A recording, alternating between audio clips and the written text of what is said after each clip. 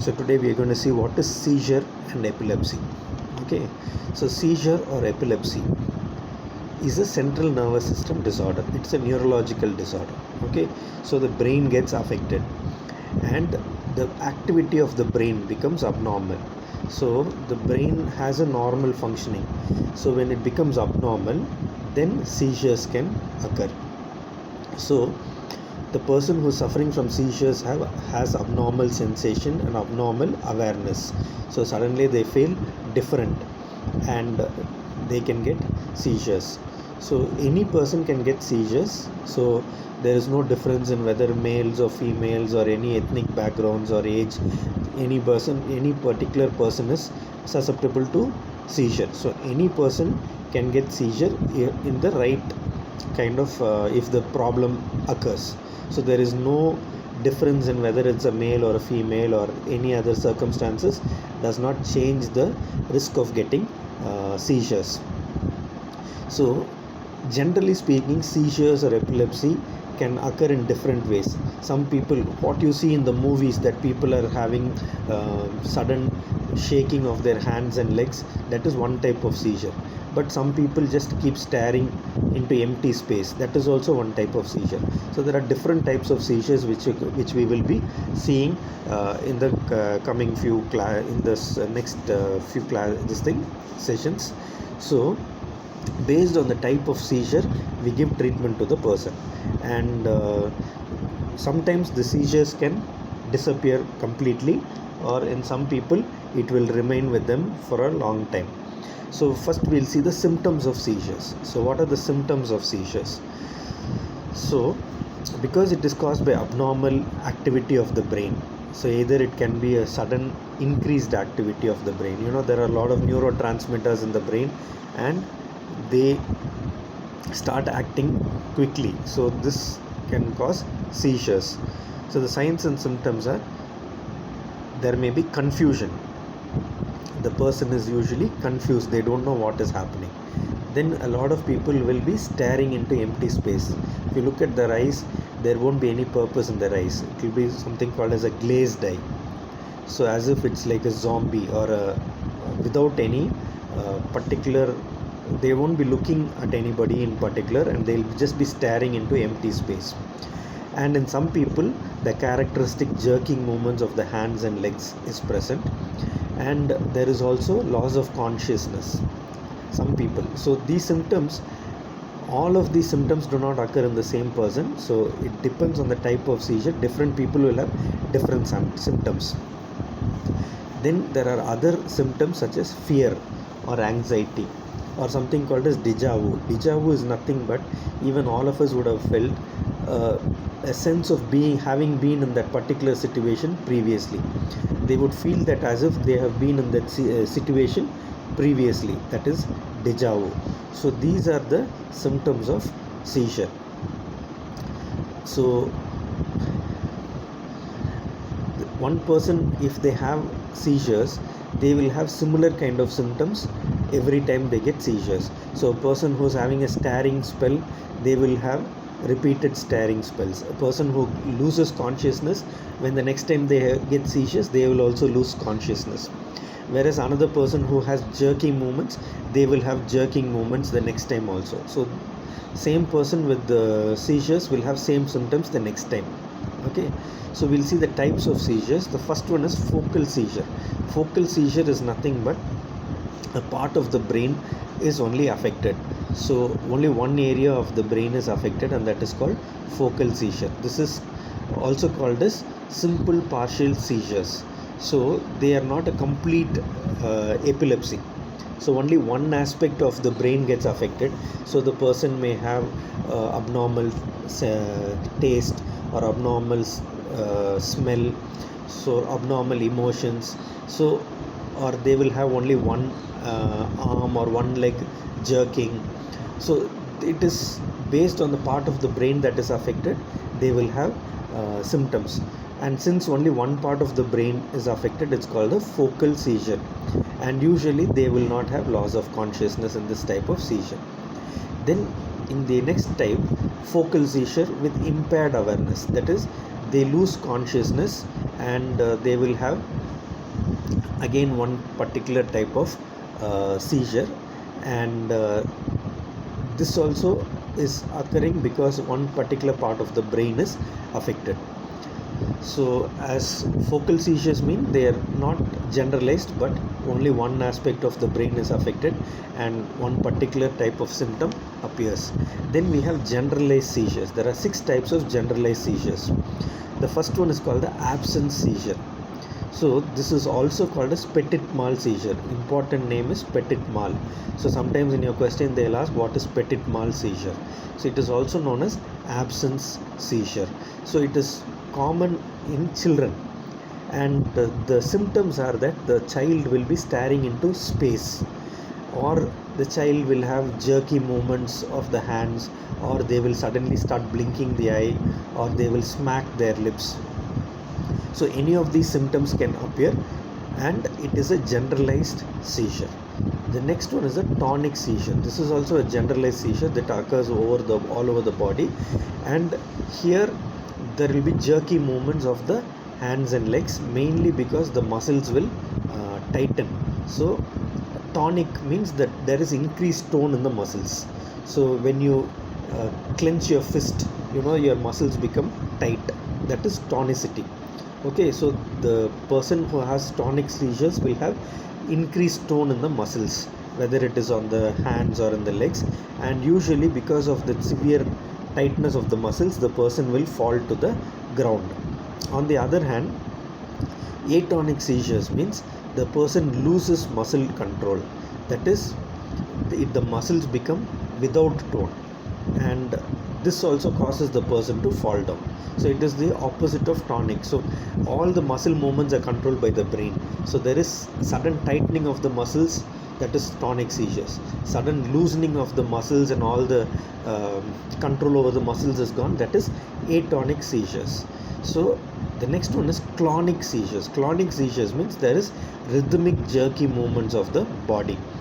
So here this is like shaking of the hands and legs is present, sometimes the neck, face, arms. So this is what you see on TV in the movies when they show about epilepsy. So there is rhythmic jerking movements of the body. Then the next type of generalized seizure is the myoclonic seizure. So here there is sudden jerky movements of the hands and legs, but it is only for a short period of time. So that is myoclonic seizures. Then the next one is tonic clonic seizures. So this was previously called the grand mal seizure. Okay, so here there is sudden loss of consciousness, and the body stiffens or tightens and starts shaking, and some of the people lose bladder control and they can even bite their tongue. So this seizure is also very important. The name is tonic clonic seizures, the other name is grand mal seizures. Okay, so these are the types of generalized seizures or epilepsy. Okay, so we'll see what are the common reported triggering factors for seizures or epilepsy is a very important question. So there is different people have different triggers. Some people have triggers in the night, some people have in the night. So some people get epilepsy when they are very tired, and because they are not able to sleep, and lack of sleep causes them to become very tired, and when they become tired they start getting seizures. Other people, if they get fever, then they get seizures. Remember, these are not the causes of seizures, but these are the triggers of seizures. The causes we'll see later. Okay, then some people, when they see bright lights or some patterns, then they get seizures. Other people get seizures when they are stressed, when they use alcohol or drugs, and women get seizures because of menstrual cycle and other hormonal changes. People who do not eat well and have low blood sugar, they can get seizures. And having particular food type like caffeine and other things, that can cause seizures. And in some people, the use of some medicines can cause seizures. Okay, as part of this you should know what is reflex epilepsy. Okay, reflex epilepsy means nothing but seizures occur consistently when there is a particular trigger. For example, if somebody drinks coffee, each time they drink coffee they get seizure. So that is reflex. So because of a particular stimuli or a particular situation or a particular food, they get uh, epilepsy or seizures, that is reflex epilepsy. For example, some people, when they are exposed to the light from a opposite side car, if the night time they are driving and the light of a bright light from the opposite car is on their face, then they get seizures. So each time they get seizures for that same reason, so that is called reflex epilepsy. Okay, so let us see the causes of epilepsy. The causes of epilepsy are very important. There are different causes. Mostly it occurs after traumatic brain injury or head injury. So head injury occurs when you have accident, when you fall from a height, or when somebody hits on the head. So these are causes of head injury. Usually it is accidents. So after accidents, because of brain injury, all the brain gets affected, and that can lead to seizures or epilepsy. Sometimes after a injury to the brain, there is scarring on the brain. There is bleeding in the brain, and then there can be scar formation after the healing of the brain tissue. The scar itself causes seizures. Then severe fever.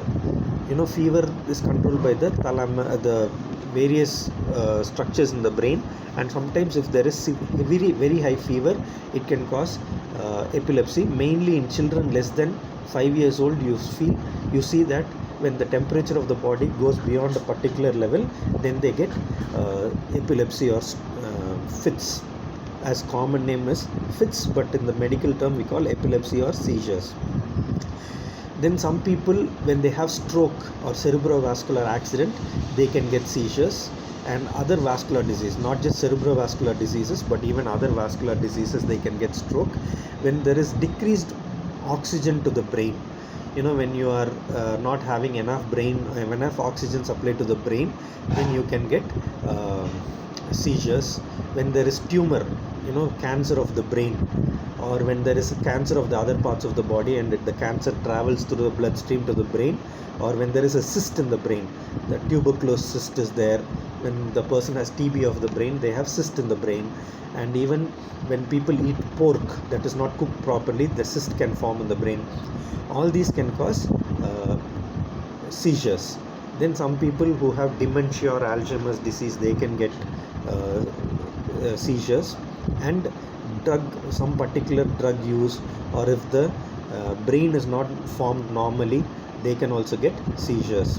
And there are some infectious diseases like AIDS and meningitis, which can also lead to seizures, because these conditions affect the brain. And there are also other neurological diseases. So many neurological diseases are there, diseases of the brain, where either the brain does not function normally, or if the brain structure is not normal. So either there is a physiological problem or anatomical problem, it leads to epilepsy. So these are the causes of epilepsy. Epilepsy can occur in any age, right from childhood up to the age of 60 or even beyond. And hereditary plays a role in some cases of epilepsy. So that is one of the causes of epilepsy. So how can epilepsy be diagnosed? Usually medical checkup is done and a neurological test is done. Okay, so physical examination is done, and we check the motor abilities of the person. So we check how their coordination is and how their other functions are. So motor ability test is done, mental functioning is checked, and blood test is done to see if there is any infectious disease or kidney function or liver function abnormality, and also to check the blood sugar level, because we already saw when there is abnormal blood sugar levels, the person can get seizures. The EEG or electroencephalogram is the best method of diagnosing epilepsy. So in this method, there are electrodes which are attached to the scalp or the head, okay, skin on the head, and it is a non-invasive. It does not go inside the body, but it is a superficially placed test, and it is a painless test. So once it is kept, the machine records the electrical activity of the brain. So based on the electrical activity, we will know whether the person is having some form of epilepsy. So the other methods in which we can diagnose epilepsy is by using a CT scan, MRI, or a positron emission tomography or PET scan, and single photon emission computerized tomography. So these check for any lesion in the brain. We saw already that it is caused by brain injury. So we'll be able to see if the person is having a stroke or any lesion in which part of the brain. So based on that, we will be able to diagnose why the person is getting epilepsy. So finally, we'll see what are the treatment for epilepsy. So anti-epileptic drugs or anticonvulsant, anti-seizure drugs are given. So that will reduce the number of seizures. So it reduces the number of seizures the person gets. Some people get every day 5 seizures. So it will reduce the frequency of the seizures when you give these drugs. Then vagus nerve stimulator is there. So here there is a device which is placed under the skin on the chest, and it stimulates the nerve that runs through the neck, which helps in preventing seizures. Some particular diets like high fat, low carbohydrate diet can also help in reducing the seizures. And brain surgery, that is if the person is having some cyst in the brain or if there is any scar in the brain, that can be removed by surgery, and that will also help reduce the seizures. Okay, there are some futuristic treatments also which are available. So the medications that are commonly given, what are the medicines that are commonly given for seizures? Usually the anti-seizure or anticonvulsant medications are levetiracetam, okay, then carbamazepine, valproic acid. So these are all drugs which can be either in tablet form or injectable form, and are given once or twice a day based on the type of seizure and the frequency of seizure. So when these medicines are given, the person will have reduction in the frequency of seizures. We cannot say they will be completely cured of seizures. So ultimately the cause of seizure has to be found, and that has to be rectified for the person to overcome seizures. So usually if it is caused by a tumor, then the tumor is removed, then they will have no seizures. Or if it's caused by a cyst in the brain, the cyst has to be removed for the person to have no seizures. So like that, the seizure can be treated for the time being, but the ultimate way of treating the seizure is by removing the cause of the seizure. When these medicines are taken, there are some side effects also. The person may feel fatigued, dizziness, sometimes skin rashes may occur, they may forget things, and memory problems can be present, and they can have poor coordination, that is their hands and legs movement will not be well coordinated. So these are some common problems, but these are mild problems. But some serious side effects include depression, and some people become suicidal because of the depression, and they can also have inflammation of the liver or other organs because of these medicines. So these medicines have to be taken carefully and one as per the prescription of the doctor. So if it has to be taken for 3 months, it has to be taken every day for 3 months. If there is any change, like if the doctor has prescribed medications and the patient does not take the medication properly, then the whole treatment has to be restarted, and then it has to be completed before the patient can be said to be cured. Okay, so that is about seizures. In the next class we'll see about status epilepticus. Okay, thank you.